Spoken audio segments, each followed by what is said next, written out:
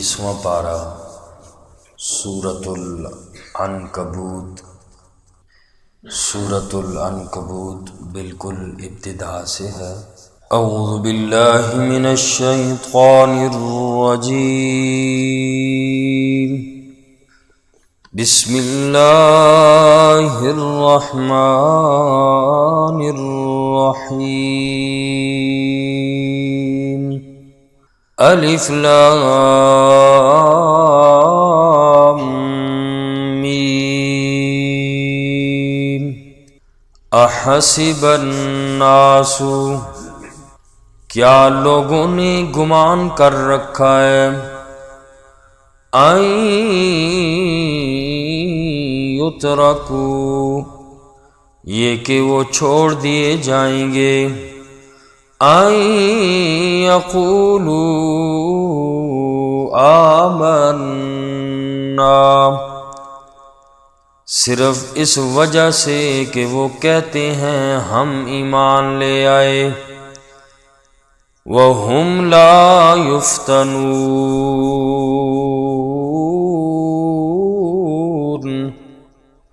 حالانکہ وہ آزمائے نہیں جائیں گے۔ سورۃ العنکبوت مکی سورت ہے، یعنی ہجرت سے پہلے یہ سورت پاک نازل ہوئی۔ قرآن کریم کی ترتیب کے اعتبار سے یہ 29 نمبر کی سورت ہے، اور نزول قرآن کے وقت جب قرآن کریم 114 صورتیں نازل ہو رہی تھیں تو نزول کے اعتبار سے اس سورت کا نمبر 85 ہے۔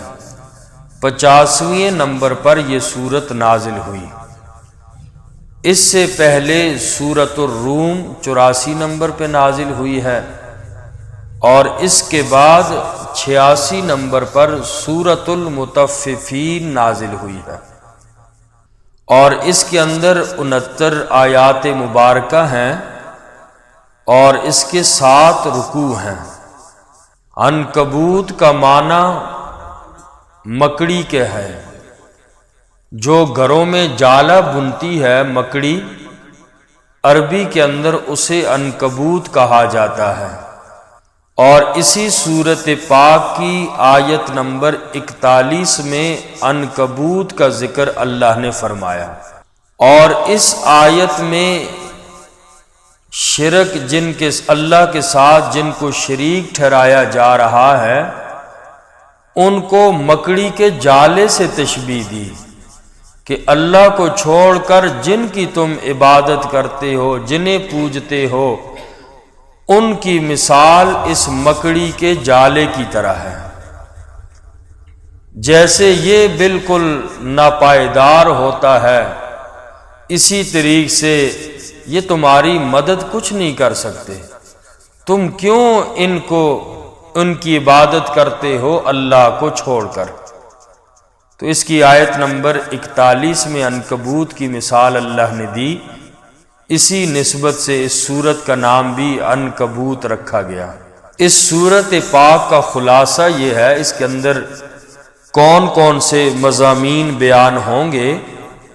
تو یہ سورت پاک مکہ مکرمہ کے اس دور میں نازل ہوئی جب مسلمانوں کو مشرکین کی طرف سے سخت تکالیف دی جاتی تھی، اور بعض مسلمان تو اس سے بہت زیادہ پریشان ہوئے اور ان کی ہمت ٹوٹنے لگی، چونکہ مکہ میں آگے سے آپ بدلہ نہیں دے سکتے تھے، کافر اگر مارتے تھے بس معاف کرنا تھا، آپ جوابی کارروائی کچھ نہیں کر سکتے تھے۔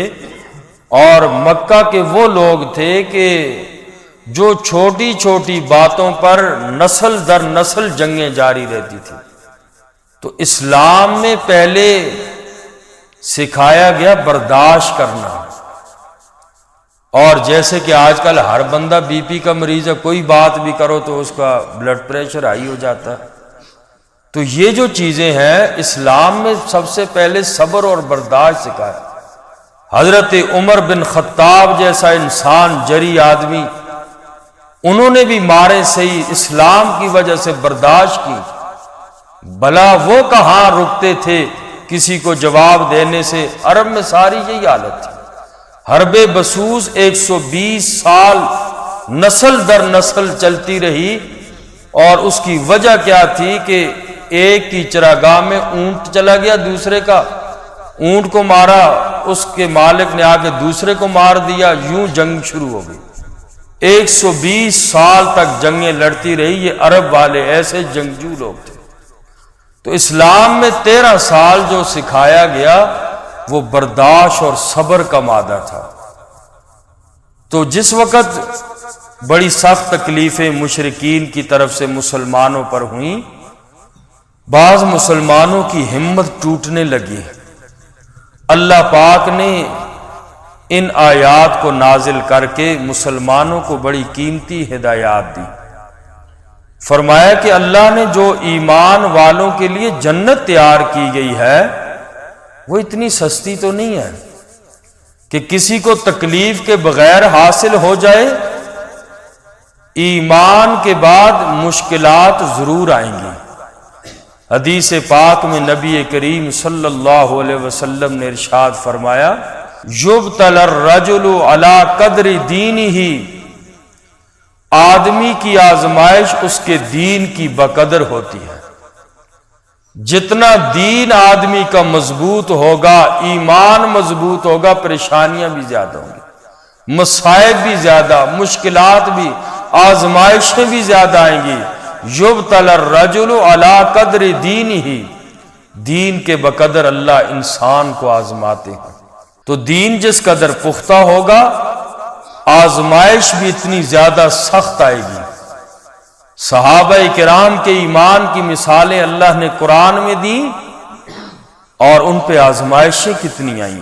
آگے ان آیات میں ان پر کتنی مشکلات آئیں تو ان کا بھی بیان آئے گا۔ تو پہلے تو یہ بیان کیا گیا کہ جنت اتنی سستی نہیں ہے۔ ان یقولوا آمنا، صرف اتنا کہہ دو ہم ایمان لے آئے تو بس ہم دیندار بن گئے۔ فرمایا نہیں، وہم لا یفتنون، تمہیں خوب آزمایا جائے گا، ایمان اتنا سستا نہیں۔ اور اسی طریقے سے دوسرا یہ کہ تسلی دی گئی۔ پھر اللہ پاک نے اس صورت پاک میں یہ بھی فرمایا، پہلے تکلیفوں کا بیان کیا، پھر اس کے بعد فرمایا کہ یہ ساری تکلیفیں عارضی ہیں، دین کی وجہ سے جو تکلیفیں ملیں عارضی ہیں، غربت ملے عارضی ہے، دین کی وجہ سے کوئی مشکلات آئے اللہ فرماتے ہیں یہ عارضی ہے، لیکن فتح آخر ایمان والے کا مقدر ہی بنتی ہے۔ دنیا میں بھی آخرت میں بھی غلبہ دین ہی کا ہوتا ہے۔ اور اس پس منظر میں اللہ نے پچھلے انبیاء کے واقعات سنا کر تسلی دی۔ اور اسی طرح جن مسلمانوں کے لیے مکہ میں رہنا مشکل ہو گیا تھا، اس صورت پاک میں ان کو ہجرت کی ترغیب دی کہ اپنے دین کے لیے نکل جاؤ، ایسی جگہ چلے جائیں جہاں وہ اطمینان کے ساتھ دین پر عمل پیرا ہو سکے۔ اور اس کے علاوہ اس میں صورت پاک میں توحید کا بھی بیان ہے، رسالت اور آخرت کے دلائل بھی صورت مبارکہ میں اسی طریقے سے کفار کے اعتراضات کے اللہ نے جوابات بھی دیے۔ یہ مختصر سا خلاصہ ہے سورۃ العنکبوت کا جو اس کے اندر بیان ہوں گی۔ اور اس سورت پاک کی ابتدا حروف مقطعات سے ہوتی ہے، الف لام میم۔ حروف مقطعات کہا جاتا ہے، صحیح معنی یہی ہے کہ اللہ اعلم بمرادہ، اس کا معنی اللہ کے علاوہ کوئی بھی نہیں جانتا، اللہ ہی جانتے ہیں، تو اس لیے اس کے معنی میں پڑھنا بھی نہیں چاہیے۔ تو بہرحال الف لام میم اللہ اعلم بمرادہ، اللہ ہی اس کا معنی جانتے ہیں۔ اور اگلی آیت پاک میں فرمایا احسب الناس ان یترکوا، لوگوں نے یہ خیال کر لیا ہے کہ بس ہم صرف ایمان لے آئے، کلمہ پڑھ لیا تو بس ہم مسلمان ہو گئے، دیندار ہو گئے۔ یاد رکھیں دنیا کا اصول ہے کہ جو چیز جتنی قیمتی ہوتی ہے اس کے لیے اتنی ہی محنت زیادہ کرنی پڑتی ہے۔ قیمتی چیز کو حاصل کرنے کے لیے محنت بھی بڑی سخت درکار ہوتی ہے، محنت کے بغیر قیمتی وہ چیز حاصل نہیں ہو سکتی۔ اور اس بات کا یقین کر لیں کہ ایمان سے زیادہ قیمتی چیز کائنات میں کوئی نہیں ہے۔ دنیا اور آخرت کے اعتبار سے سب سے جو قیمتی چیز ہے وہ ایمان ہے۔ اس دنیا میں اس کی منڈی نہیں ایمان کی، قیمت کا اس لیے ہمیں اندازہ نہیں ہے، اس کا اندازہ آنکھ بند ہونے کے بعد پتہ چلے گا کہ ایمان کتنی بڑی دولت ہے۔ کافر تو رو رو کر اور اپنی چیخ چلا کر افسوس کریں گے، ہائے کاش نام ہی کے مسلمان ہوتے، ایمان سے کیوں معروم ہوئے۔ تو ایمان سے قیمتی چیز کوئی بھی نہیں۔ 14ویں پارے کی بالکل ابتدا میں ربما یود الذین کفروا لو کانوا مسلمین، کافر لوگ کہیں گے افسوس افسوس کیوں ہم مسلمان نہیں تھے۔ تو ایمان سے بڑی قیمتی چیز کوئی بھی نہیں ہے۔ تو فرمایا صرف آمنا کہنے کی وجہ سے ایمان کی سند نہیں ملتی، اتنی بات پر تمہیں چھوڑ نہیں دیا جائے گا کہ تم نے لا الہ الا اللہ محمد الرسول اللہ پڑھ لیا تو بس تمہیں چھوڑ دیا جائے گا، بلکہ فرمایا تمہیں سخت آزمایا جائے گا۔ اور دوسری جگہ قرآن کریم میں فرمایا ام حسبتم ان تدخلوا الجنہ ولما یأتکم مثل الذین خلوا من قبلکم مستهم البأساء والضراء، فرمایا کیا تم نے یہ خیال کر لیا ہے کہ تم یوں ہی جنت میں داخل ہو جاؤ گے، حالانکہ تم پر وہ حالات نہیں آئے جو تم سے پہلے لوگوں پر آئے۔ ایمان کی وجہ سے انہوں نے کتنی سختیاں برداشت کی اور کتنی تکلیفیں انہیں پہنچی، تو فرمایا تمہیں بھی ایسے ہی پہنچیں گی ایمان کی وجہ سے۔ سورہ آل عمران میں فرمایا ام حسبتم ان تدخلوا الجنہ، کیا تم نے گمان کر رکھا ہے کہ یوں ہی جنت میں داخل ہو جاؤ گے؟ وَلَمَّا يَعْلَمِ اللَّهُ الَّذِينَ جَاهَدُوا مِنْكُمْ وَيَعْلَمَ الصَّابِرِينَ، حالانکہ ابھی تو اللہ نے ظاہر ہی نہیں کیا کہ تم میں کون جہاد کرنے والا ہے اور کون صبر کرنے والا ہے، کون مسلمان ہے حقیقی معنوں میں، کون منافق ہے۔ فرمایا جب تک یہ چیزیں نہیں ہوں گی ایمان کی قدر اور قیمت نہیں ہوگی۔ تو اس لیے مال اور جان اور وقت دین کے لیے قربانی جس چیز کی بھی ضرورت پڑے انسان کو کوشش کرنی چاہیے، دینی چاہیے۔ اور ہمیں اسلام چونکہ وراثت میں ملا، باپ دادا سے چلتے آئے الحمدللہ مسلمان ہی، تو جو چیز وراثت میں ملتی ہے تو اس کی قدر نہیں ہوا کرتی۔ اسلام کی قدر پوچھنی ہو، عرب کے تپتے صحراؤں میں حضرت بلال سے پوچھو، حضرت عمار سے پوچھو، حضرت خباب سے پوچھو، اور حضرت یاسر اور حضرت سمیہ سے پوچھو۔ مارے کھائی یہ بالکل ابتدائی مسلمان ہیں، اور مارے کھائی کافروں کے قیدی بنے، غلام بنے، انگاروں پر جلایا گیا، کوئی کسر نہ چھوڑی کافروں نے، لیکن اسلام پہ پختہ تھے۔ اور انشاءاللہ کل کی آیات میں حضرت سعد بن وقاص رضی اللہ تعالی عنہ کا واقعہ آئے گا، کتنی تکلیفیں اور سختیاں برداشت کی اس دین کے لیے۔ تو اس لیے فرمایا کہ کیا لوگوں نے یہ خیال کر لیے، صرف آمنا کہہ دیا کہ ہم ایمان لے آئے مسلمان ہو گئے، اسی بات پہ ان کو چھوڑ دیا جائے گا؟ فرمایا ایسا نہیں ہے، خوب آزمائے جائیں گے۔ فرمایا حسب الناس ان یترکوا ان یقولوا آمنا، کیا لوگوں نے گمان کر لیا کہ وہ چھوڑ دیے جائیں گے ان یقولوا آمنا، صرف اس وجہ سے کہ وہ کہتے ہیں ہم ایمان لے آئے، وَهُمْ لَا يُفْتَنُونَ،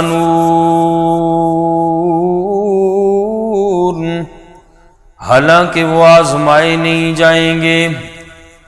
وَلَقَدْ فَتَنَّ الَّذِينَ مِن قَبْلِهِمْ، اور البتہ تحقیق ہم نے آزمایا ان لوگوں کو جو ان سے پہلے تھے۔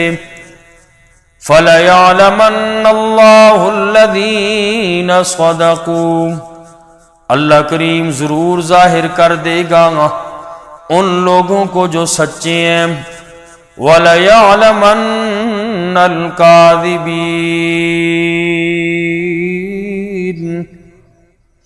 اور ضرور ظاہر کر دے گا جھوٹوں کو۔ بغیر امتحان کے پتہ نہیں چلتا کہ کون پاس ہے اور کون فیل ہے، تو دین میں بھی ایسا ہی ہے، جب تک آزمائشیں، مشکلات اور امتحان نہ ہو، مال کا امتحان، جان کا امتحان، دین پہ کون کتنا لگاتا ہے، جان کتنی لگتی ہے، مال کتنا لگتا ہے، وقت کتنا لگتا ہے، اور پریشانیاں آئیں تو صبر کون کرتا ہے۔ تو اللہ فرماتے ہیں کہ اللہ ضرور ظاہر کرے گا منافق اور مسلمان کو، کافر اور مسلمان کو اللہ ضرور لوگوں کے سامنے بھی ظاہر کریں گے، کون منافق ہے، کون حقیقی مسلمان ہے۔ ام حسب الذین یعملون السیئات، کیا گمان کر لیا ہے لوگوں نے، ان لوگوں نے، یعملون السیئات، جو برے اعمال کرتے ہیں، ان یسبقونا، یہ کہ وہ ہم سے بچ جائیں گے، ساء ما یحکمون، بہت ہی برا ہے جو انہوں نے فیصلہ کیا، وہ کبھی بھی اللہ کی گرفت سے بچ نہیں سکتے۔ مکہ کے وہ حالات ذہن میں رہیں کہ جب مسلمانوں پر مشرکین نے بڑے ظلم کیے، اور جہاں ابو جہل کو کھلی چھٹی تھی، اور حضرت بلال، حضرت یاسر، حضرت سمیہ یہ ظلم اور بربریت کا نشانہ بنے، ان ظالم لوگوں نے یہ سمجھ لیا ہے اور کہ ہمیں پوچھنے والا کوئی نہیں ہے۔ ام حسب الذین یعملون السیئات، جو مومنوں پر، مسلمانوں پہ ظلم کر رہے ہو، تو کیا تم یہ گمان کر لیا ہے ان یسبقونا کہ رب کی گرفت سے بچو گے؟ فرمایا کہ ان ظالموں کو خوب سمجھ لینا چاہیے کہ وہ اللہ کی گرفت سے نہیں بچ سکتے۔ قیامت تک آنے والے اسلام دشمن یہ سمجھ لیں کہ وہ رب سے بچ نہیں سکتے، اور اللہ تبارک و تعالی ان سے خوب بدلہ لیں گے، اور ان لوگوں کو اس ظلم کا حساب دینا ہوگا۔ کیا حضرت بلال کے ساتھ جو کیا، مسلمانوں کے ساتھ جو ہوا، تو کیا یہ سمجھتے ہیں دندناتا پھرتا ہے ظالم، ان یسبقونا، یہ کہ وہ ہم سے بچ جائیں گے؟ ساء ما یحکمون، اللہ فرماتے ہیں بہت ہی برا ہے جو وہ سوچ رہے ہیں، جو وہ فیصلہ کرتے ہیں، بہت ہی برا ہے۔ ظالم یہی سمجھتا ہے بس میں ہی میں ہوں، مجھے کوئی پوچھنے والا نہیں ہے، جو دل میں آئے وہی کرتا ہے۔ اللہ فرماتے ہیں ساء ما یحکمون، بہت ہی برا سوچ رہے ہیں، ایسا نہیں ہو سکتا کہ تم میری گرفت سے بچ سکو۔ اور آگے فرمایا من کان یرجو لقاء اللہ، اور جو آدمی آخرت کے دن پر اللہ کی ملاقات کی امید رکھتا ہے، مراد اس سے قیامت کا دن ہے۔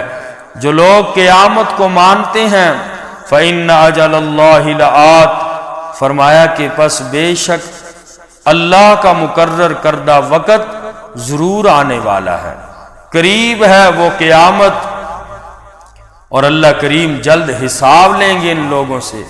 یہ نہ سمجھو وہ دور ہے، فَإِنَّ أَجَلَ اللَّهِ لَآتٍ، وہ اللہ کا مقرر کردہ وقت ضرور آنے والا ہے۔ ظالموں، اسلام کے دشمنوں، اللہ کا قرآن سچا ہے، اس بات پہ امید رکھو، فَإِنَّ أَجَلَ اللَّهِ لَآتٍ، یقین رکھو وہ وقت آنے والا ہے، تمہارے ظلم کی باز پرس ہونے والی ہے۔ وَهُوَ السَّمِيعُ الْعَلِيمُ، اور وہ اللہ کریم سننے والے، خوب جاننے والے ہیں۔ جو کچھ تم اسلام کے خلاف مشورے کرتے ہو، ایمان والوں کے خلاف کرتے ہو، رب سن بھی رہا ہے، میرے اللہ کو ہر چیز کا علم بھی ہے، اس لیے رب کی گرفت سے کبھی بچ نہیں سکتے۔